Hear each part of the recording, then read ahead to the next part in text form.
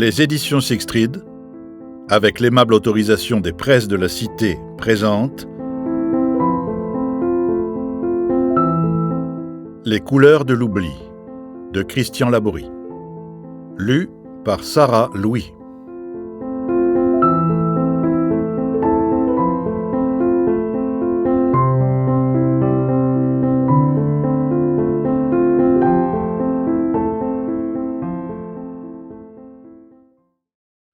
Première partie.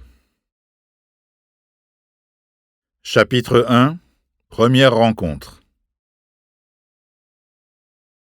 Aigues-Mortes, 1910. En ce début du mois de mai, les esprits étaient particulièrement agités. Depuis les précédentes élections législatives de 1906, qui avaient consacré la victoire de la gauche, 3 gouvernements s'étaient succédé. Sarrien, Clemenceau et Briand. L'instabilité ministérielle, mal français, continuait à fragiliser le régime républicain. De plus, l'entrée en vigueur de la loi de séparation de l'Église et de l'État, la révolte des vignerons dans le Midi en 1907 et les troubles au Maroc la même année, n'avaient pas contribué au renforcement de la crédibilité du pouvoir en place. Aussi, le député radical socialiste Florian Nozière s'inquiétait-il depuis déjà de longs mois. La gauche, en effet, avait perdu sa cohésion à la suite de l'affaire des fiches et des inventaires. « Si nous ne sommes pas vigilants, répétait-il, la prochaine législature nous sera fatale. » Les amis de son parti n'étaient pas de son avis.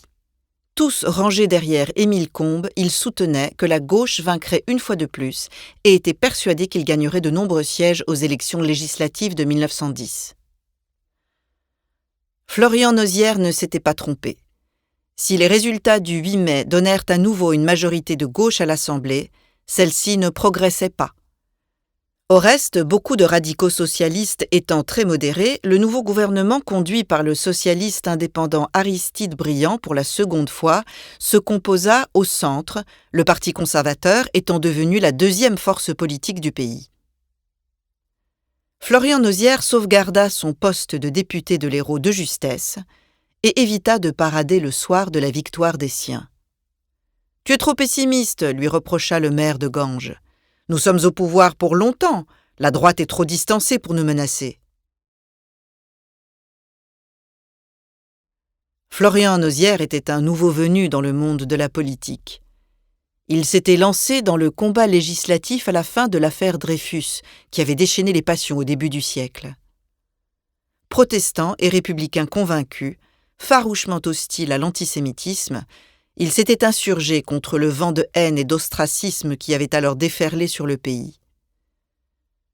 Malgré son statut social, il ne s'était jamais rangé dans le camp des nantis, et dans sa bonnetterie de Ganges, héritée de son père, il veillait à ne jamais exploiter ses ouvriers, très ouvert qu'il était aux idées de partage et de solidarité prônées en leur temps par les saint-simoniens et les fourriéristes. Il rêvait de créer un jour un familistère, comme en avaient imaginé les socialistes utopiques du XIXe siècle. Florian passait pour un patron de gauche, modéré certes, mais acquis à la cause ouvrière, et son personnel lui en savait gré. Jamais de grève dans son usine, jamais de mouvement de mécontentement.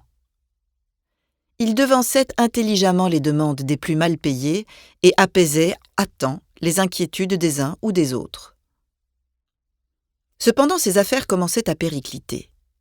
Faute d'investissement et de rénovation, son entreprise, la bonnetterie de l'Hérault, continuait de fabriquer à l'ancienne des bas et autres pièces de lingerie féminine qui s'écoulaient principalement dans la région et de plus en plus difficilement. Or, le siècle s'annonçait sous de nouveaux auspices, dans le textile comme dans l'acier et l'énergie. Les petits patrons de l'industrie devaient sauter dans le train de la modernité s'ils ne voulaient pas être sacrifiés sur l'autel du rendement et de la concurrence internationale. Son ami Anselme Rochefort, à Nîmes, l'avait bien compris, qui s'était lancé dans la toile de jean en commerçant avec la société américaine Lévi-Strauss. La bonnetterie de l'Hérault ne rivalisait pas avec les grosses usines du nord de la France. Elle devait donc se démarquer en proposant à la clientèle féminine des produits de qualité et différents de ceux qui étaient fabriqués ailleurs. Mais Florian Nozière était plus préoccupé par sa carrière politique que par son héritage. Il avait toujours considéré ce dernier comme un fardeau encombrant.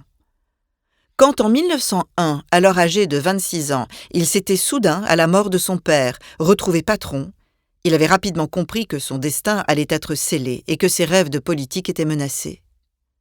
Toutefois, ne pouvant abandonner les ouvriers de son père, il se refusa à vendre l'entreprise familiale en déclin et se promit d'en améliorer la situation. Son succès électoral lui fit oublier ses promesses. En 1906, sa première élection en tant que député de l'Hérault le persuada que sa voie était toute tracée. Son devoir l'appelait au service de ses concitoyens. Son combat serait celui des idées auxquelles il croyait, justice sociale, égalité, laïcité, droits des femmes, quitte à délaisser pour un temps son patrimoine personnel. Il nomma un directeur général à la tête de son usine en qui il plaça toute sa confiance. Il établit un plan prévisionnel de redressement à la hauteur de ses moyens financiers et se jura de jouer de ses nouvelles relations pour échapper au désastre. Malheureusement, d'année en année, la situation ne fit qu'empirer. La bonnetterie de l'Hérault était au bord du dépôt de bilan quand, quelque temps avant le scrutin d'avril 1910, son ami Anselme Rochefort lui proposa, au cours d'une réception donnée par le préfet de l'Hérault, de lui faire rencontrer une jeune veuve fortunée. Rochefort était un industriel peu scrupuleux.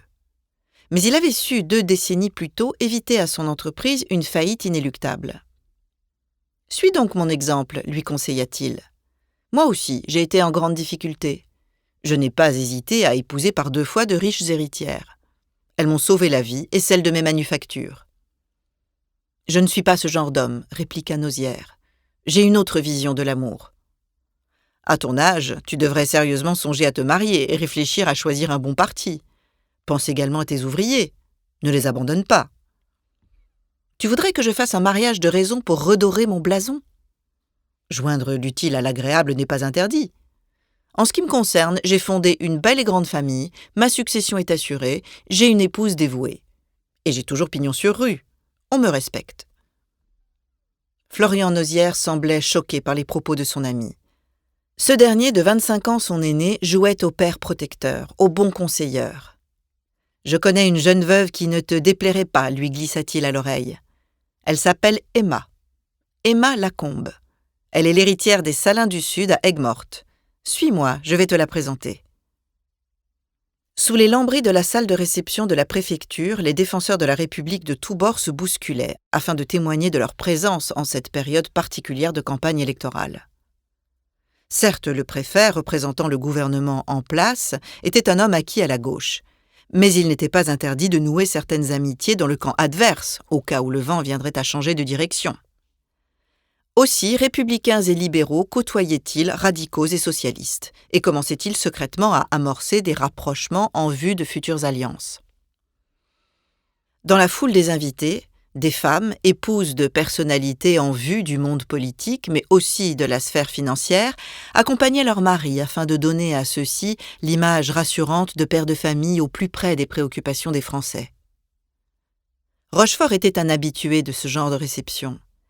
Malgré des idées très conservatrices qu'il ne cachait nullement, il entretenait des liens avec tous ceux qui étaient susceptibles de servir ses intérêts.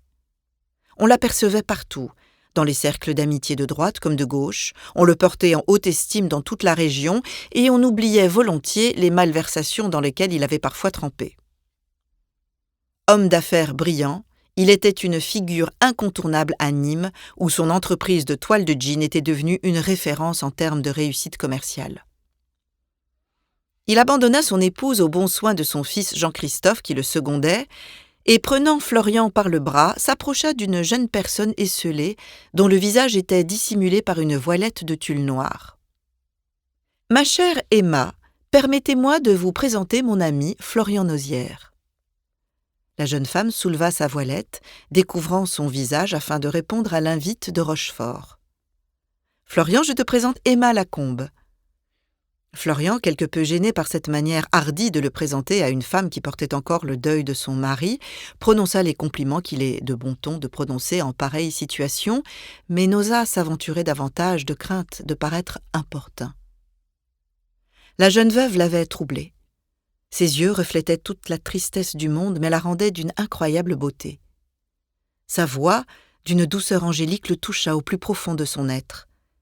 À sa façon de le regarder, sans ostentation, d'une timidité maîtrisée, elle lui sembla à la fois fragile et digne. Nozière, ému par le malheur de cet inconnu qu'il découvrait pour la première fois, frappé aussi par sa jeunesse déjà meurtrie et sa prestance en de si pénibles circonstances, sentit son cœur battre plus fort dans sa poitrine. Rochefort les laissa seuls aussitôt les présentations terminées. Florian hésita à la questionner, ne tenant pas à paraître indiscret. Il parla de lui, de son entreprise de bonnetterie, de ses ambitions politiques. « Je vais être candidat à ma propre succession lors des prochaines élections législatives », lui apprit-il. « Je reconnais que la politique m'attire plus que le monde des affaires. J'ai aussi hérité de l'usine que mon père m'a léguée à sa mort. » Peu à peu, au fil de la conversation, Emma s'ouvrit à son interlocuteur qu'elle trouva charmant au demeurant. Florian était l'opposé d'Anselme Rochefort. Il n'aimait pas se mettre en avant, ne vantait jamais ses mérites. Il se montrait toujours à l'écoute et admettait volontiers ses erreurs. « Et vous, qui êtes-vous ? Si je puis me permettre, qu'est-ce qui vous amène en ce lieu où les hommes cherchent à nouer des liens à des fins bien précises ? Ne me dites pas que la politique vous anime comme tous ces fins limiers, dont je fais partie d'ailleurs, je le reconnais. » Emma, embarrassée, expliqua. « Le préfet est le frère de mon mari. Ce dernier était patron des Salins du Sud à Aigues-Mortes. Ils étaient très proches tous les deux. J'ai répondu à son invitation. Édouard, c'est son prénom, m'a beaucoup soutenu dans mon malheur. À chaque occasion, il essaye de me divertir afin de ne pas me laisser emporter par le chagrin. Il est d'une gentillesse extraordinaire. Mais j'avoue que ce type de réception m'ennuie plus qu'il ne me distrait. » « Veuve, à votre âge, osa Florian, il est clair que la vie ne vous a pas épargné. Nous n'avons pas eu le temps de fonder une famille. Je n'ai pas d'enfant, c'est mon plus grand regret.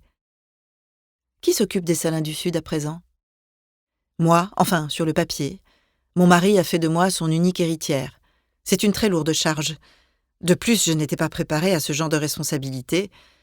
Heureusement, son neveu, Thibault, le secondait depuis plusieurs années. C'est lui qui aujourd'hui en assume la direction. Je me repose entièrement sur lui. Je suis devenue la propriétaire d'une florissante exploitation de sel, mais je n'ai aucune compétence en la matière. Il faudrait envisager de vous y atteler. Une femme à la tête d'une telle entreprise serait un exemple dans les années à venir. Je défends l'idée que les femmes conquerront bientôt plus de droits. Et d'abord le droit de voter afin d'être des citoyennes à part entière. C'est inéluctable. Vos idées vous honorent et font de vous un avant-gardiste. Vos amis vous soutiennent-ils dans cette voie ? Il n'y a pas que ce sujet, hélas, qui m'oppose même à ceux de mon propre parti. En tant que patron de gauche, j'ai peu de crédibilité aux yeux de certains qui me taxent de démagogie. La politique est un monde de requins où chacun cherche à ravir la place d'un autre, souvent au détriment des intérêts de ceux qu'il représente. La jeune veuve écoutait Florian d'une oreille attentive. Visiblement, elle était tombée sous le charme de ce candidat aux élections un peu particulier. Certes, comme son défunt mari, il n'était plus de première jeunesse, il avait la trentaine bien sonnée, mais il ne manquait ni d'attrait ni de charisme. Et ses idées la séduisaient autant que son allure décontractée et sa simplicité, qui détonnaient dans cette foule venue uniquement pour parader, se démarquer et nouer des relations intéressées. À la fin de la soirée, Florian prit congé d'Emma en lui demandant s'il pouvait espérer la revoir. Elle lui sourit et ne refusa pas son invitation déguisée. « Ce sera avec plaisir, lui répondit-elle, mais nos chemins risquent de ne pas se croiser de sitôt. Peut-être pendant ma campagne électorale, je passerai sans doute dans votre ville à la rencontre de vos concitoyens. Vous oubliez qu'Aigues-Mortes se trouve dans le Gard et non dans l'Hérault. Vous sortiriez de votre département. Effectivement, je dois être un peu troublée, Emma. Ce sera donc pour une autre occasion. » Ils se quittèrent ainsi. Emma sentait la vie reprendre en elle. Florian n'osait admettre qu'il était tombé amoureux d'une jolie veuve fortunée, ce qui le gênait, car il n'était pas dans son esprit d'allier l'amour et l'argent, même pour tenter de sauver son patrimoine familial. « Alors, lui demanda Rochefort quand ils se retrouvèrent quelques jours plus tard à Montpellier, au cours d'une assemblée organisée par le Parti radical socialiste en vue d'annoncer aux électeurs les candidats des différentes circonscriptions. « Comment as-tu trouvé Emma Lacombe ? Charmante, non ? Charmante, effectivement. C'est tout ? Elle est ravissante, intelligente, clairvoyante. Elle a une conversation très intéressante et elle sait écouter les autres, qualité que j'apprécie chez une femme. De plus, ses idées vont dans le même sens que les miennes.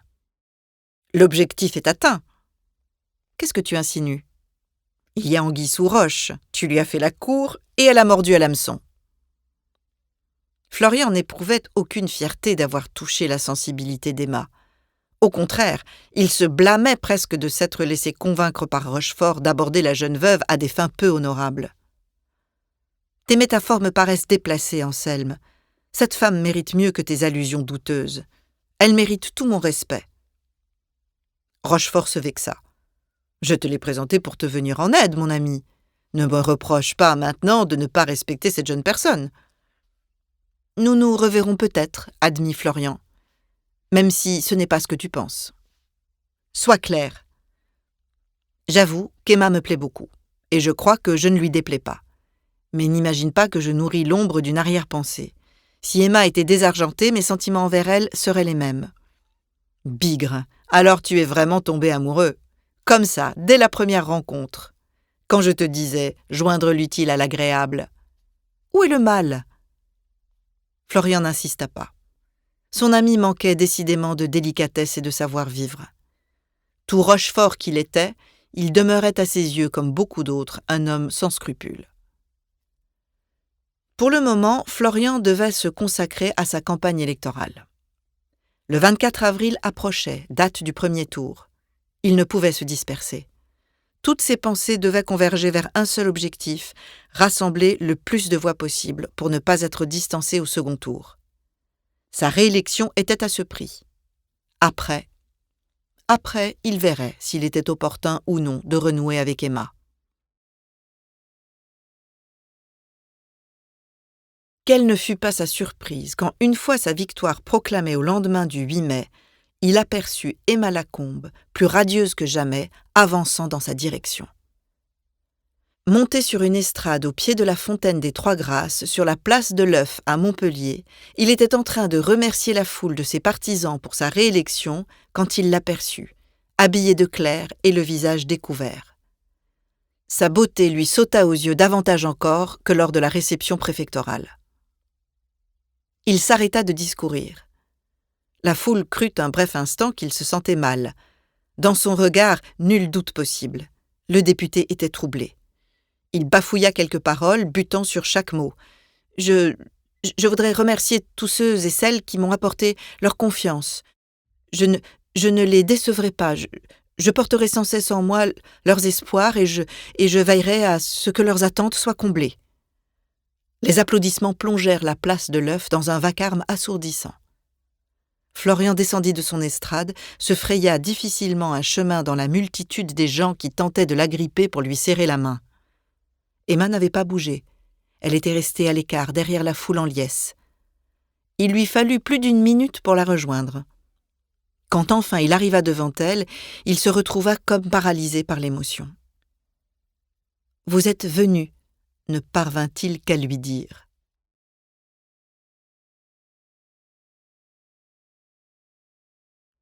Chapitre 2. Le cœur et la raison. Florian devait agir rapidement. Sa réélection à la Chambre des députés l'occupait énormément. Souvent absent de l'Hérault pour cause de sessions parlementaires, il sacrifiait quelque peu la gestion de son patrimoine familial. Son directeur, Pierre Dombre, avait beau lui tenir des discours alarmistes, il ne semblait pas l'écouter. Il lui accordait toute sa confiance et se reposait sur lui pour maintenir son entreprise à flot. Quand il demeurait à Ganges, dans son manoir de la Renardière, un château datant du XVIIe siècle, en partie délabré faute de moyens pour le restaurer, il passait plus de temps auprès de ses électeurs que dans les ateliers de son usine. Si nous ne parvenons pas à redresser notre balance des comptes avant Noël, le prévint Pierre Dombre ce matin-là, ce sera le dépôt de bilan. Il faudra nécessairement mettre vos ouvriers au chômage, avec les conséquences que vous imaginez sur leur situation familiale. Florian avait conscience que, du fait de la conjoncture économique dans cette petite ville des Cévennes, beaucoup ne retrouveraient pas facilement du travail à proximité. Peu éloignées, les villes du Vigan et de Sumène, dans le Gard, étaient tout aussi réputées pour leur production de bas de soie et d'articles en coton, ainsi que Nîmes la romaine, dont les fabriques très importantes avaient des succursales à Meaux et à Fères-Champenoise. Dans la ville même de Ganges, la rivalité était forte entre les entreprises du textile, toutes malmenées par la concurrence. Florian s'assombrit. Pierre d'Ombre lui rappela sans détour « Bon nombre de vos ouvriers ont voté pour vous aux élections législatives. Vous ne pouvez pas les abandonner alors qu'ils vous ont assuré la victoire. Ce serait les trahir. » Ces dernières paroles eurent sur Florian l'effet escompté. « Vous avez raison, Pierre. Atermoyer serait une faute. Je n'ai plus le choix. » Qu'avez-vous envisagé pour redresser l'état de vos finances? De nouveaux emprunts? Je vous signale que nous sommes très endettés et que les banques ne vous suivront certainement pas dans des projets hasardeux. Qui vous parle de projets hasardeux? Une cession d'une partie de vos actifs à une entreprise plus florissante, alors? Pour que je ne sois plus maître chez moi? Vous n'y songez pas, il n'en est pas question. Que penserait mon père s'il apprenait de là-haut que son usine est passée en partie aux mains d'un étranger? Nous pourrions demeurer majoritaires, nous garderions tout droit de décision. Les fonds ainsi obtenus permettraient de maintenir notre niveau de production sans mettre en péril notre main-d'œuvre. Notre associé exigerait des coupes sombres dans le personnel afin de réduire les dépenses de fonctionnement. Il tiendrait aussi à réviser nos méthodes de travail pour améliorer la productivité. Ce serait trop de bouleversements. Nous mécontenterions tout le monde, ceux qui seraient menacés de licenciement et ceux qui resteraient mais qui seraient obligés de se soumettre aux nouvelles normes de fabrication. Nous risquerions un mouvement de grève. Malheureusement, il n'y a pas d'autre solution. Pierre d'Ombre ignorait ce qui trottait dans la tête de Florian. Ce dernier, pas très fier de lui, ne s'autorisait ses pensées que de mauvaise grâce, peu désireux de mêler amour et argent. Depuis qu'il avait rencontré Emma Lacombe, il n'avait cessé de penser à elle. Non pour ce qu'elle représentait, mais parce que son cœur avait chaviré dès les premières secondes. 2 mois s'étaient écoulés. Discrètement, Florian s'était renseigné sur elle et son entourage. Il avait appris qu'elle n'avait que 24 ans et qu'elle était issue d'une famille de petite noblesse dont les origines remontaient à Saint-Louis, ce roi pieux parti en croisade de sa bonne ville d'Aigues-Mortes. Emma avait une sœur jumelle, Julie, qui vivait à Nîmes. À 21 ans, Emma avait épousé le riche propriétaire des Salins du Sud qui avait été emporté, affirmaient certains, par une mauvaise fièvre contractée dans les eaux stagnantes de ces marais salants.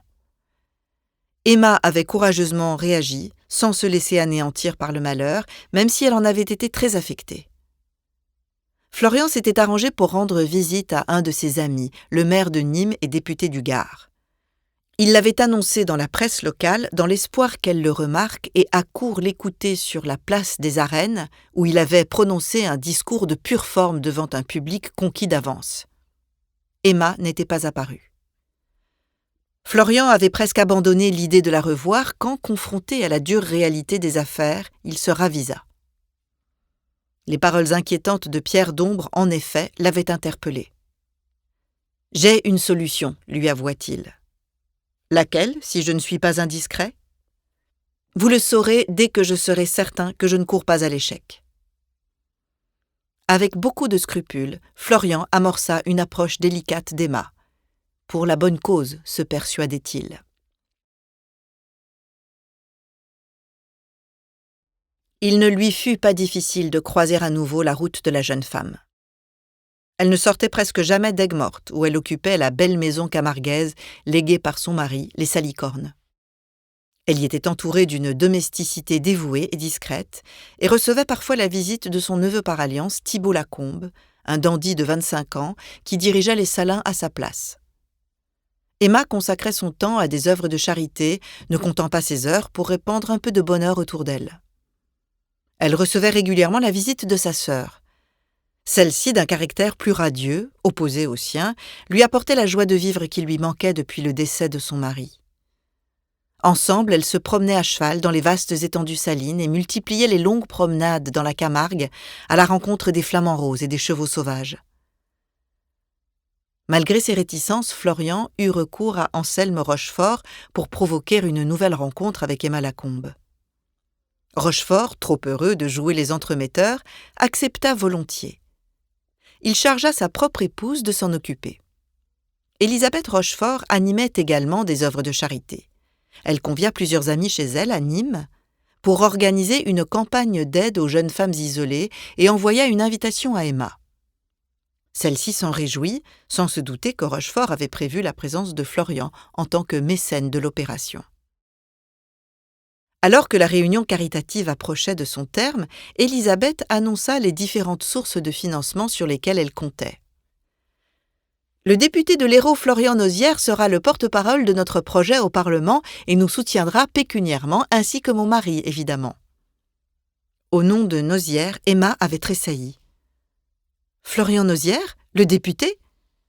Oui, vous le connaissez, Emma. Mon mari vous l'a présenté lors de la réception du préfet. » Le teint d'Emma rosit. Élisabeth s'en aperçut, mais se garda de relever. « Notre association a besoin d'hommes dévoués comme lui, poursuivit-elle. Il a des amis à Paris qui nous seront très utiles. D'ailleurs, il vous en parlera mieux que moi. Anselme lui a demandé de venir. Il ne devrait pas tarder. » Élisabeth eut à peine le temps d'ordonner à sa gouvernante d'apporter le thé que la porte du salon s'ouvrit. Anselme entra d'un pas décidé, suivi de Florian Nozières. « Mesdames, je vous présente mon ami Florian Nozières, » annonça aussitôt Rochefort. « Il s'est libéré de ses obligations pour vous honorer de son soutien. » Le visage d'Emma rayonnait. Élisabeth l'encouragea à mi-voix. « En réalité, je crois qu'il s'est déplacé spécialement pour vous. J'ai ouï dire que vous ne lui avez pas été indifférente. » Emma ne répondit pas. Sa réserve l'empêchait de dévoiler ses sentiments même à une amie intime. Elle demeura discrète, évita de remercier la première le député de l'Hérault, s'attarda pour pouvoir lui parler. Quand Florian eut terminé de s'expliquer, il s'approcha d'Emma et, en aparté, lui avoua « Enfin, je vous retrouve, je suis tellement heureux. » Ils ne se séparèrent pas de tout l'après-midi. Florian avait une telle prestance, un tel charme que tous les yeux étaient rivés sur lui. Très vite, les amis d'Élisabeth comprirent qu'entre son hôte de marque et Emma Lacombe, il se passait quelque chose. Quand ces dames se décidèrent à prendre congé après avoir formulé l'espoir que l'intervention du député serait suivie d'effet, Florian et Emma semblaient ne pas pouvoir se quitter. Anselme Rochefort les retint, comme il en avait été convenu avec son épouse, et les invita à dîner. Ils acceptèrent volontiers. Une fois le repas terminé, Florian proposa à Emma de la ramener chez elle. « Mon chauffeur va venir me chercher, lui répondit-elle. « Décommandez-le, ma voiture est garée à 2 pas d'ici, je vous raccompagnerai avec plaisir. J'habite à Aigues-Mortes, ce n'est pas la porte à côté. Je ne crains pas de conduire la nuit. » Emma y consentit, le cœur empli de joie. 3 quarts d'heure plus tard, il arrêta sa Peugeot 143 devant la belle demeure d'Emma. Il coupa le moteur, maintint ses mains sur le volant. Sans se tourner vers elle, il lui déclara « Emma, je voudrais que vous sachiez… » « Non, ne dites rien, Florian. Laissez-moi deviner. » Elle ferma les yeux, garda le silence, puis elle se retourna vers Florian, rouvrit les paupières. « Regardez-moi, Florian. » Une larme perlait sur son visage. Il l'attira vers lui, essuya délicatement sa joue du bout de l'index, l'embrassa. « Je vous aime, lui murmura-t-il, depuis le premier jour. » Elle se blottit dans ses bras, enfouit son visage au creux de son épaule. « Moi aussi, Florian, je vous aime. J'avais tellement hâte de vous retrouver. » Elle lui proposa de se revoir. Est-ce bien raisonnable ? Elle n'insista pas, comprenant qu'il ne souhaitait pas brûler les étapes. Elle se reprocha sur le moment d'avoir été si téméraire. « Quand vous reverrai-je ? » ajouta-t-il finalement. « Quand vous le désirez. Alors demain, de bon matin, je serai devant votre porte avec des croissants. Je vous préparerai le café. » Cette nuit-là, Emma veilla longtemps, ses pensées toutes accaparées par Florian Nozières. Celui-ci tint sa promesse, mais en plus des viennoiseries, il apporta un immense bouquet de roses rouges. Ils passèrent toute la journée ensemble, et quand tomba le soir, Florian ne refusa pas l'invitation d'Emma à rester auprès d'elle. Plusieurs jours s'écoulèrent. Florian n'avait pas prévenu son entourage de son absence prolongée. À Montpellier, son secrétaire parlementaire s'impatientait. À Ganges, Pierre Dombre, le directeur de son usine, ignorait également où se trouvait son patron. À la Renardière, les domestiques chargés de l'entretien du manoir croyaient leur maître à Paris. Florian ne les avertissait pas toujours quand il partait plusieurs jours d'affilée. Quand il réalisa que tous devaient s'inquiéter, il réagit. « Je te quitte, ma chérie, mais pas pour longtemps, dit-il à Emma, la mort dans l'âme. Le devoir m'appelle. » Emma venait de vivre des moments inoubliables, comme elle n'en avait plus connu depuis son malheur. Certes, Florian n'avait pas effacé de son cœur son défunt mari, mais il lui avait permis de prendre conscience que la vie continuait et qu'il ne servait à rien de se noyer dans le chagrin. « Tu es trop jeune pour te sacrifier. Si tu m'aimes autant que je t'aime, alors demain nous appartient. » Ils se séparèrent en se promettant de songer sérieusement à ce qui adviendrait ensuite, à leur avenir commun. L'aube avait les reflets de l'espérance. Dans le ciel, un vol de flamants roses dessinait pour Emma les contours d'un nouveau destin. Florian revint vite auprès d'Emma. Le temps lui étant compté, il ne tarda pas à lui déclarer ses intentions. « Veux-tu m'épouser » lui proposa-t-il 1 mois environ après leur première déclaration. Emma, prise de court, ne donna pas sa réponse immédiatement. Elle baignait dans le bonheur retrouvé. Toutefois, elle estimait qu'il lui fallait patienter. Comment réagiraient ses amis, sa famille, si elle leur annonçait déjà son remariage, 2 ans à peine après le décès de son mari? « Qu'attends-tu pour accepter » la bouscula sa sœur Julie quand elle l'informa du souhait de Florian. Emma n'avait pas le tempérament de sa jumelle. Elle était plus réfléchie, plus prudente. Moins expansive, elle cachait davantage ses pensées et ne se confiait pas facilement. Avec Florian, elle reconnaissait en son fort intérieur qu'elle s'était surprise elle-même. Son cœur avait parlé avant sa raison. « On me jugera mal » s'inquiéta-t-elle. « Ne prête donc pas l'oreille aux médisances. Agis selon ce que tu ressens. » Julie n'était pas toujours de bons conseils. À maintes reprises, elle avait fourvoyé sa sœur sur des chemins hasardeux quand celle-ci lui avait demandé son avis. Emma se souvenait du jour où elle avait déploré son intention d'épouser Hervé Lacombe, son défunt mari. Elle entendait encore ces paroles. « Ce n'est pas un homme pour toi, il est trop riche, il se lassera très vite de toi. » Pourtant, Hervé avait été un mari exemplaire, attentionné, très amoureux de sa femme. Il se souciait en permanence de ses désirs, de ses attentes, et ne partait jamais au travail tôt le matin sans l'embrasser alors qu'elle paraissait encore au lit. Il ne regrettait qu'une chose, que son épouse ne lui donne pas un héritier. Très vite, en effet, le couple comprit qu'il n'aurait pas d'enfant. Emma prit sur elle ce drame conjugal, sans penser que son mari pouvait en être à l'origine. Ils eurent beau consulter les meilleurs spécialistes, aucun ne parvint à déceler la cause exacte de leur échec. Hervé ne reprocha jamais à sa femme sa stérilité. Il tâchait de la déculpabiliser en jetant le doute sur ses propres capacités à engendrer. Aussi, Emma finit-elle par se méfier des a priori de sa sœur. Cette fois, elle lui prêta davantage attention. Ses conseils n'allaient-ils pas dans le sens qu'elle souhaitait ? « Je suis étonnée de ta réaction, » releva Emma. « Je redoutais que tu me désavoues. À chaque fois que j'ai rencontré quelqu'un qui me plaisait, tu t'es toujours efforcé de me dissuader de m'engager trop loin. Nous n'avons plus 16 ans, hélas. Il faut se rendre à la raison. À 24 ans, je ne suis pas encore casée. Toi, au moins, tu as essayé. Tu n'as rien fait à l'époque pour m'encourager. J'étais un peu jalouse, je le reconnais. Avec ton air de petite fille timide, tu avais conquis le meilleur des partis, alors que je me démenais comme une diablesse pour attirer leur attention. Je ne suis parvenue qu'à éblouir des sans fortune, beaux certes, mais sans avenir. Aujourd'hui, tu as changé ton fusil d'épaule ? Je crains fort, à ce rythme-là, de finir vieille fille. » Les discussions entre les 2 sœurs ne se terminaient jamais sans éclat de rire. Julie aimait l'autodérision et ne s'interdisait aucune limite. « Vieille fille, toi ?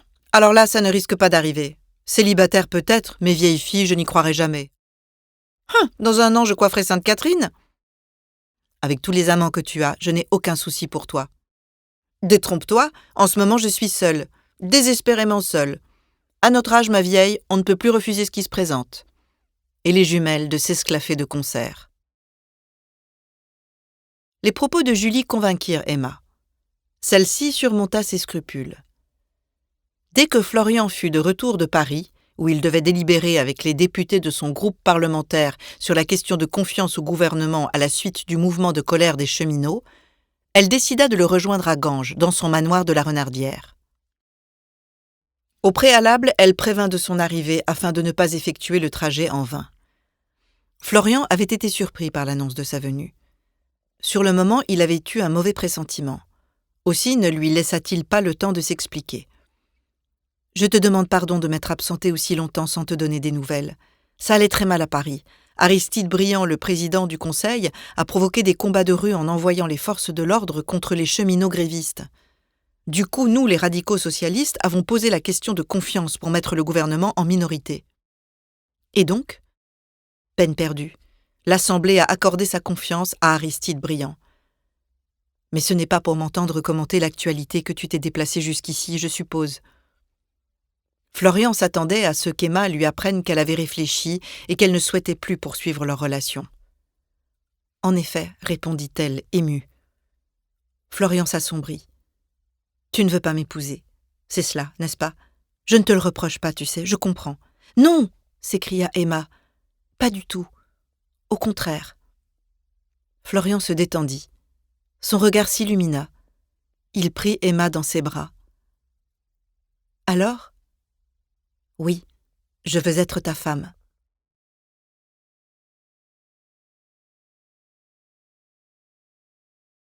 Chapitre 3. 2 sœurs. Le mariage de Florian Nozière et d'Emma Lacombe serait organisé en toute simplicité entre membres des deux familles et quelques amis. Emma, en effet, ne tenait pas à passer pour une jeune veuve vite consolée. Son chagrin était sincère, mais elle reconnaissait que la rencontre avec Florian lui avait permis de tourner la page. Mariée trop jeune à Hervé Lacombe, elle ne désirait pas perdre les belles années qui lui restaient. Elle comptait bien en profiter sans a priori, même si dans son entourage, les commentaires n'étaient pas toujours très élogieux. Sa sœur Julie lui rapportait souvent les paroles de ceux et celles qui, à demi-mot, la critiquaient derrière son dos. Certains affirment que tu t'es remise un peu facilement, que tu devrais patienter encore avant de convoler à nouveau. Je me moque de ce que l'on dit. J'ai 24 ans. La solitude me pèse. De plus, Florian est vraiment l'homme que je souhaitais pour reconstruire ma vie. Je ne vais quand même pas le repousser sous prétexte que nous nous sommes rencontrés trop tôt ou lui demander d'attendre 2 ans pour respecter les convenances. Ma vie n'appartient qu'à moi. Je ne te juge pas, ma chérie. Ne pense surtout pas que je te désapprouve. Je voulais seulement te prévenir. Les gens médisants font plus de mal qu'on ne le croit. Méfie-toi d'eux. » Julie n'était pas toujours d'accord avec sa sœur. Elle lui reprochait souvent sa trop grande sagesse, son manque d'audace, sa réserve. Cette fois, par ce mariage, elle admettait volontiers que sa jumelle avait enfin écouté ses conseils. « Je suis heureuse que tu assumes la tête haute une situation qui ne crée pas l'unanimité dans la bonne société. Remarque, épouser un député n'est pas donné à toutes les femmes. Beaucoup t'envient. Il y a de la jalousie dans leurs critiques. Je suis certaine qu'au fond d'elles-mêmes, elles aimeraient être à ta place. » Emma était bien décidée à ne pas prêter l'oreille aux calomnies. Sa position à la tête des Salins du Sud la hissait parmi les rares femmes chefs d'entreprise. Elle escomptait prouver qu'en ce début de XXe siècle, les temps avaient changé et que les femmes seraient bientôt les égales des hommes. Aussi n'avait-elle cure ni des principes désuets, ni des préjugés. Elle s'était mise en tête de montrer la voie à toutes celles qui refusaient de demeurer dans l'ombre de leur mari, de n'être que leurs épouses et les mères de leurs enfants. Ce siècle, affirma-t-elle, sera celui de l'émancipation de la femme, qu'on le veuille ou non. Des hommes comme Florian se lèveront avec nous pour le proclamer et faire triompher l'égalité entre les hommes et les femmes. « C'est lui qui t'a entré tout cela dans la tête ?» s'étonna Julie. « Je n'ai pas besoin qu'on me souffle ce que je dois penser. J'ai pris conscience du vivant d'Hervé qu'au fond je n'étais qu'une potiche, l'épouse modèle au service de son mari. Pourtant tu l'aimais. Oui, je ne le nie pas.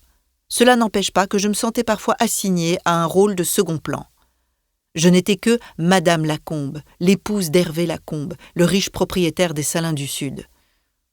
Et aujourd'hui, tu t'enorgueillis d'être la patronne. Pas du tout, mais on me regarde différemment, même si les Salins sont dirigés par Thibault, le neveu d'Hervé. C'est lui qu'il te faudrait épouser. Il a notre âge, il est plutôt beau garçon. Il plaît aux femmes et il est très compétent d'après ce que tu m'as laissé entendre. Tu n'éprouverais aucune difficulté à lui imposer tes idées. Il serait un mari des plus dévoués, car dépendant de sa femme. Les rôles, pour une fois, seraient inversés. Dans le couple, les époux sont à égalité. Sur ce point, Florian et moi sommes tout à fait du même avis. Julie s'étonnait de constater combien sa sœur avait changé. Jusqu'à présent, elle lui avait opposé son manque de personnalité, son effacement, sa trop grande docilité. Elle-même était considérée comme une jeune femme libre, osant dire tout haut ce que les autres murmuraient à voix basse. Son franc-parler, l'éclat vif de ses yeux, ses cheveux déployés sur ses épaules lui donnaient des airs de sauvageonne qui aiguisaient la convoitise des hommes volages, préférant les aventures d'un soir, alors qu'Emma, sous ses allures de fille introvertie et trop sage, n'avait séduit que des hommes mûrs et pleins de préséance. « Et pourquoi ne serait-ce pas toi qui épouserais Thibaut ?» releva Emma. « Tu cherches un bon parti, tu aimes les hommes dynamiques et sans attache, il te tend la main. » Julie s'esclaffa. « C'est toi qui me tiens de tels propos ? Tu connais les idées de ton neveu par alliance, je ne les approuve pas plus que toi. D'ailleurs, Florian ne doit pas beaucoup l'apprécier. » Emma savait que Thibaut Lacombe était un jeune homme aux principes très arrêtés. Il ne cachait pas son attirance pour les extrêmes et se vantait d'avoir des amis bien placés parmi les camelots du roi. Aux élections d'avril-mai, il avait ouvertement soutenu la liste Action française menée par Maurice Pujolt, qui avait obtenu 40 sièges à l'Assemblée. Florian a eu la délicatesse de ne pas aborder le sujet devant moi. Mais il est vrai que la présence de Thibaut à la direction des Salins du Sud risque de poser un jour un problème de cohabitation entre eux. D'autant que j'ai la ferme intention de demander à Florian de m'aider à gérer personnellement l'entreprise. Il m'a déjà assuré de sa collaboration. En tant que chef d'entreprise lui-même, il est le mieux placé. Et Thibaut se trouvera donc sous ses ordres. On peut l'entendre ainsi. Après tout, c'est moi la patronne à présent. Thibaut a eu les mains libres pendant 2 ans. Je n'ai jamais renoncé à ce que mon premier mari m'a légué. Il sera bien obligé de l'accepter. Julie semblait se réjouir de voir sa sœur aussi déterminée. Elle poursuivit. « J'ai une bonne nouvelle à t'annoncer qui te surprendra et répondra à ta question. »« Tu as quelqu'un » s'étonna Emma. « Tu as deviné. »« Non, qui est-ce ? Je le connais ?»« Un gentil garçon plein de charme et de délicatesse, et beau comme un Apollon, ce qui ne gâche rien. »« Que fait-il ? Il est riche ? » ?»« Pas du tout, hélas. Il est journaliste au Petit Méridional, mais il a tout l'avenir devant lui. »« Comment s'appelle-t-il ? » ?»« Jean Delattre. Son père est avocat au barreau de Marseille. » Julie ne s'attarda pas sur sa liaison. Quand Emma lui demanda si elle était heureuse, elle parut dubitative. « J'évite de m'emballer, ajouta-t-elle. Pour l'instant, nous sommes bien ensemble. Je n'en exige pas plus. » Emma n'insista pas. Elle sentait sa sœur peu enthousiaste. Julie n'était pas fille à s'attacher. Elle passait pour une personne libre et indépendante. Elle n'avait jamais envisagé de se ranger, de prendre un mari, de fonder une famille à l'image de ses parents, qui l'avaient pourtant élevée de la même manière que sa jumelle, avec une certaine rigueur, selon les principes moraux de la bonne bourgeoisie de l'époque. Si Emma était considérée comme l'exemple à suivre, Julie représentait l'anticonformisme, voire la rébellion. Aussi n'était-il pas rare autrefois que les 2 sœurs s'opposent et se disputent violemment. Avec les années cependant, leur relation s'était apaisée. Emma la douce et Julie l'exaltée semblaient s'être rapprochées et étaient redevenues complices comme au temps de leur petite enfance, quand rien dans leur courte existence ne les différenciait. La date du mariage fut fixée au samedi 24 décembre 1910. Florian ne désirait pas attendre les beaux jours comme le lui avait suggéré Emma. Sans l'avouer, il avait besoin de prouver aux banques que ses arrières étaient assurées pour éviter la mise en liquidation de son entreprise. Une fois marié, la fortune de sa femme lui servirait de garantie et lui permettrait d'obtenir l'indulgence de ses créanciers. Ainsi, prétexta-t-il, nous célébrerons Noël le soir même de notre union. La fête n'en sera que plus radieuse. Emma n'opposa aucune objection. Bizarrement, Julie estimait maintenant que Florian précipitait un peu les événements. « Il n'y a pas un an que vous vous connaissez ? Il aurait pu se montrer un peu plus patient. Florian a eu 35 ans le mois dernier. Il est conscient qu'il n'est plus ce qu'on appelle un jeune homme. Je comprends son envie de mettre un terme à son célibat. De plus, il m'a avoué son profond désir d'être père le plus vite possible. Je ne l'ai pas prévenu de ce qui risque d'arriver. Tu lui as caché la vérité ? Emma n'avait pas de secret pour sa sœur. Julie savait donc qu'elle n'avait pas réussi à avoir un enfant avec Hervé. Certes, le doute subsistait. Emma n'en était peut-être pas la cause, mais dans le doute, elle déclara à Florian qu'elle nourrissait le même espoir que lui. « Avec Florian, je serai fixée. Si nous ne parvenons pas à avoir d'enfant, c'est que le problème viendra de moi. » Il pourrait te le reprocher. Tous les hommes ne réagiraient pas comme Hervé. Lui, au moins, n'a jamais rejeté la cause sur toi. Emma avait confiance en Florian pour ne pas la repousser au cas où elle serait irrémédiablement stérile.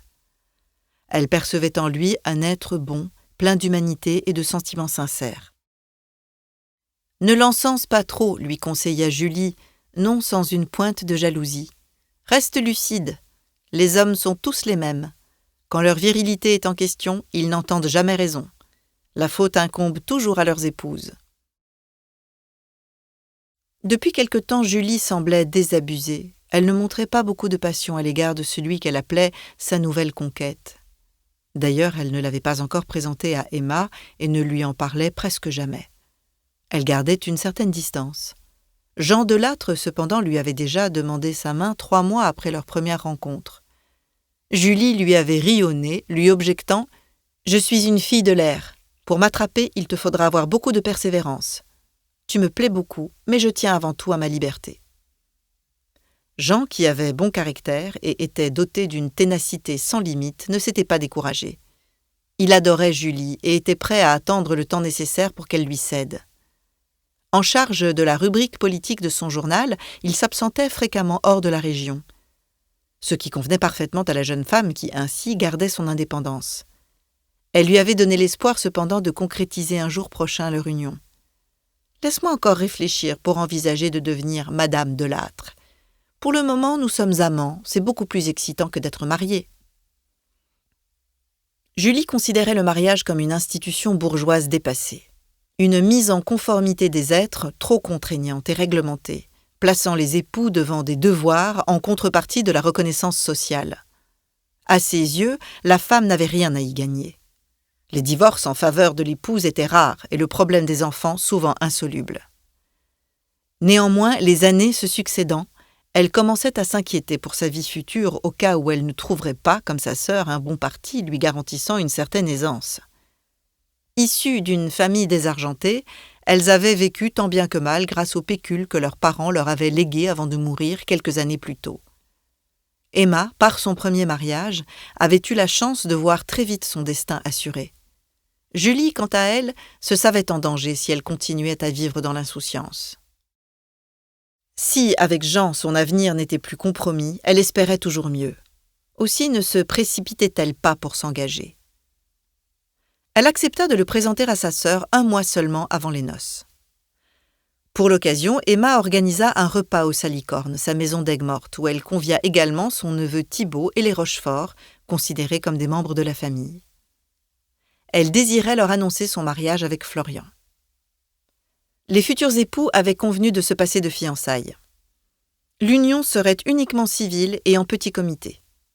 Emma et Florian tenaient à garder la plus grande discrétion. Ce jour-là, Jean fit enfin la connaissance d'Emma et de Florian et reconnut Anselme Rochefort, dont la notoriété dépassait les limites du département. À l'aise avec tout le monde, il conquit aussitôt Florian, qui l'entraîna très vite sur le terrain de la politique. « Votre succès aux législatives va dans le sens de l'histoire, lui dit Jean, qui se sentit rapidement en concordance avec le député de l'Hérault. La gauche prend de plus en plus de place sur l'échiquier politique. Si les radicaux et les socialistes sont capables de rester unis, ils garderont le pouvoir longtemps. Ce qui est une garantie de paix en cette période où les ambitions de l'Allemagne font planer sur l'Europe l'ombre d'un nouveau conflit. » « La montée de l'extrême droite nous préoccupe, reconnut Florian. Leurs idées sont très populaires. Il ne faudrait pas grand-chose pour que le peuple, aveuglé par les démagogues, se laisse entraîner par leurs beaux discours. » Quand Thibault se mêla à leur conversation, il jeta un froid en dévoilant ses pensées. Fier des progrès de ses amis à l'Assemblée, il osa provoquer Florian. Aristide Briand est en train de mécontenter la classe ouvrière en cassant les grèves. Sa démission en novembre prouve combien il est contesté. La politique n'est pas une sinécure. Il doit composer avec tous les courants de la gauche. Mais je vous annonce une grande avancée sociale. Dans 1 mois, fin décembre, le Parlement entérinera le Code du travail et de la prévoyance sociale. Ce sera une énorme garantie pour les travailleurs, apportée au crédit de la gauche. En tant que patron, vous ne devriez pas vous en réjouir. Je suis avant tout un homme de gauche. Je ne souhaite que le bien de la classe ouvrière. Sans elle, nous, les patrons, nous n'existerions pas. J'en suis conscient. Rochefort évitait de se mêler à la conversation. N'étant pas du même bord que son ami Nozière, il demeura en retrait, préférant la compagnie des femmes. Le repas terminé, tous se regroupèrent au salon pour porter un toast aux futurs époux. Julie fut la première à les féliciter, mais dans sa voix, Emma perçut une sorte de tristesse qu'elle mit sur le compte de l'émotion. Quand elles furent sur le point de se quitter, Emma se rapprocha de sa sœur et lui dit « Ton fiancé est vraiment adorable. Je suis sûre que vous serez très heureux ensemble. Je te le souhaite, du fond du cœur. » « Jean n'est pas mon fiancé, et nous ne sommes pas encore mariés, tu peux me croire. En tout cas, il semble avoir conquis Florian. Je m'en réjouis. Ton futur mari est aussi un homme charmant. Il a tout pour lui. J'aimerais être à ta place. Et moi, je t'affirme que Jean est celui qu'il te faut, crois-moi. Je vous ai observés tous les deux pendant le repas. Il n'a Dieu que pour toi. Il est très amoureux. Il est jeune, très beau garçon et intelligent. Ne le laisse pas partir. Tu veux absolument me caser ? Je veux surtout ton bonheur. Tandis que les hommes terminaient leurs cigares sous la véranda, en admirant une nuée d'oiseaux migrateurs qui tournoyaient dans le ciel embrasé au-dessus des étendues rouges amarantes des Salins, les 2 sœurs s'étreignirent chaleureusement et se quittèrent en se promettant de ne jamais se séparer, quoi qu'il arrive.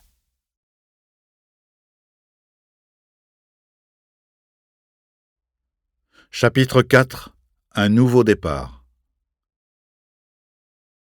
1911. Malgré sa volonté de ne pas créer l'événement autour de son mariage, Florian ne put éviter que la presse locale et régionale s'en fasse l'écho. Jean Delattre lui-même avait rédigé un article dans le Petit Méridional afin d'annoncer à ses lecteurs que le député de l'Hérault, Florian Nozière, avait épousé la riche héritière des Salins du Sud, Emma Lacombe. Jean, pourtant, avait été invité à la cérémonie et au repas qui avait réuni la famille et leurs amis proches des époux et savait que ceux-ci désiraient rester discrets. Julie le lui avait expliqué et lui avait demandé de s'abstenir de parler d'eux dans son journal. Quand son article parut, les adversaires politiques de Florian ne se privèrent pas d'y aller de leurs commentaires. La plupart propagèrent le bruit que le patron de la bonnetterie de l'Hérault avait sauvé son entreprise par son mariage, et d'insister sur le dépôt de bilan qu'il encourait s'il n'avait pas trouvé cette solution in extremis. Ces insinuations parvinrent aux oreilles d'Emma, qui, sans lire les journaux régulièrement, en fut informée par Thibault. Elle n'en tint aucun compte. En revanche, Thibault se réjouit de l'attaque dont Florian était l'objet. Ils n'éprouvaient aucune sympathie l'un pour l'autre, leurs idées étant diamétralement opposées. Entre Emma et son neveu régnait une sorte de pacte depuis le décès d'Hervé Lacombe.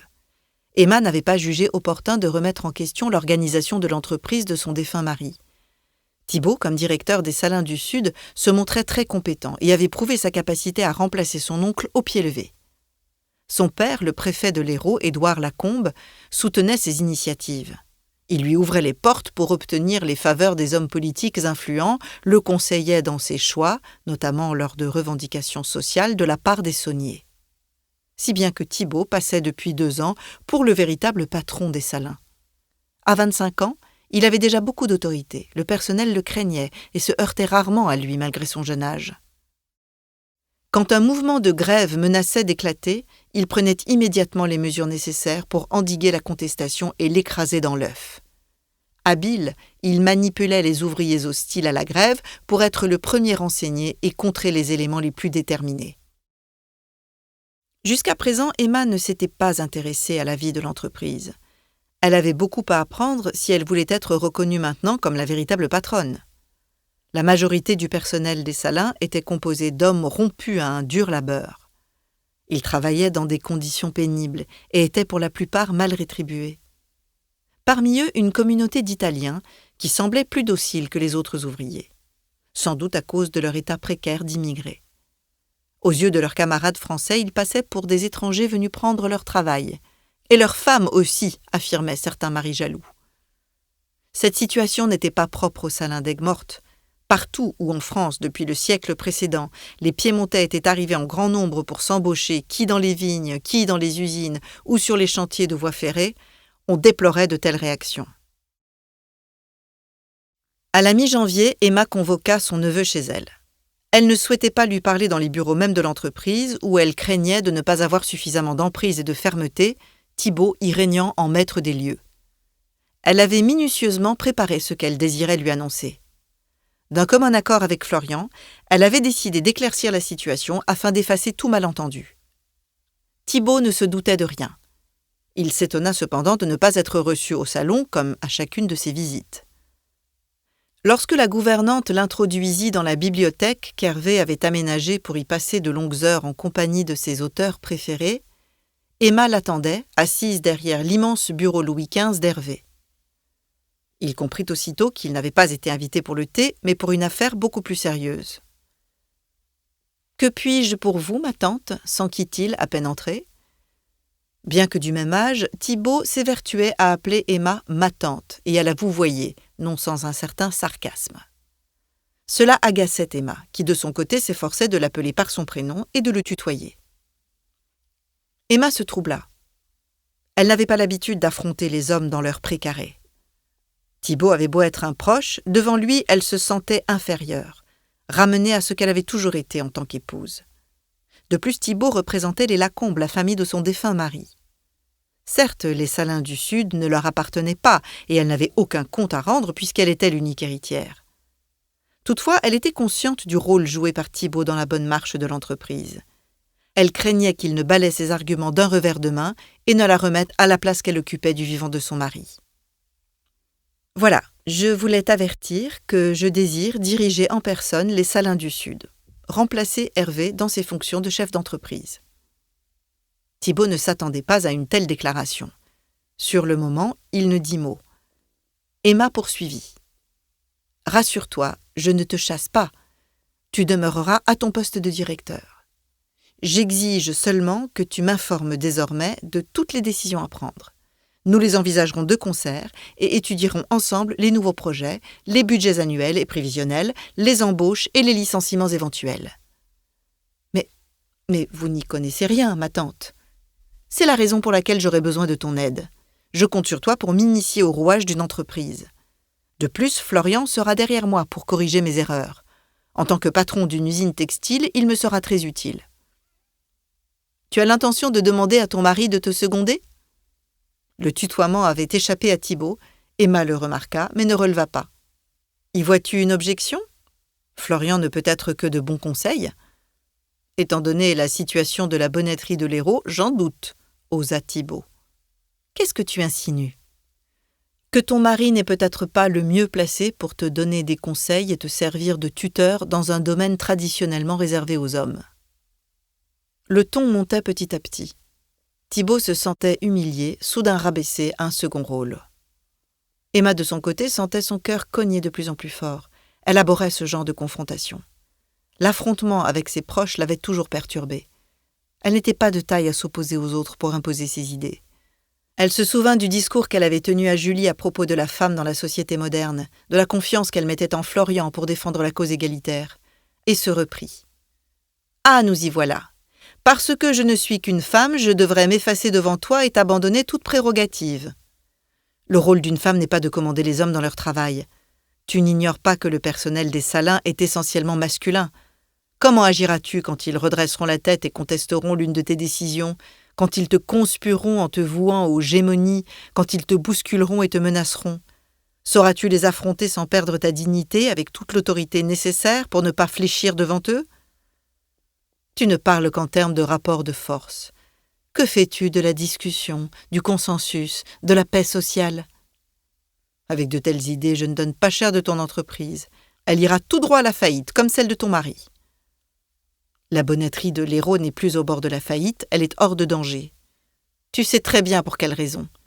Tu as servi de garante à ton mari. Mon père me l'a confirmé. Les banques lui accordent leur confiance uniquement parce que tu es sa femme et que tu es fortuné. Tais-toi, Thibault, je t'interdis de... Emma était révoltée par les propos de Thibault. Elle n'avait pas retenu ce que la presse avait sous-entendu à propos de leur mariage. Elle aimait Florian et ne mettait pas en doute la sincérité de ses sentiments à son égard. « Tu peux te retirer, lui ordonna-t-elle. Tu connais à présent mes intentions, mais je n'ai qu'une parole. Malgré ce que nous nous sommes dit, je ne changerai pas d'avis. Tu conserveras ton poste de direction. » Thibault se leva, regarda Emma droit dans les yeux et, reprenant le vouvoiement, ajouta « Vous commettez une grave erreur, ma tante. Je vous aurais prévenu. Mais vous pouvez compter sur moi pour veiller à la bonne marche des Salins. » Une fois Thibault éloigné, Emma soupira d'aise. Elle se doutait que l'entrevue ne se passerait pas dans le calme et la compréhension réciproque. Thibault était un être fier et entier. Il s'était déjà heurté à Hervé quand ce dernier avait embauché des immigrés italiens. Les deux hommes n'avaient pas la même conception du travail, de la solidarité, du rapport entre salariés et patrons.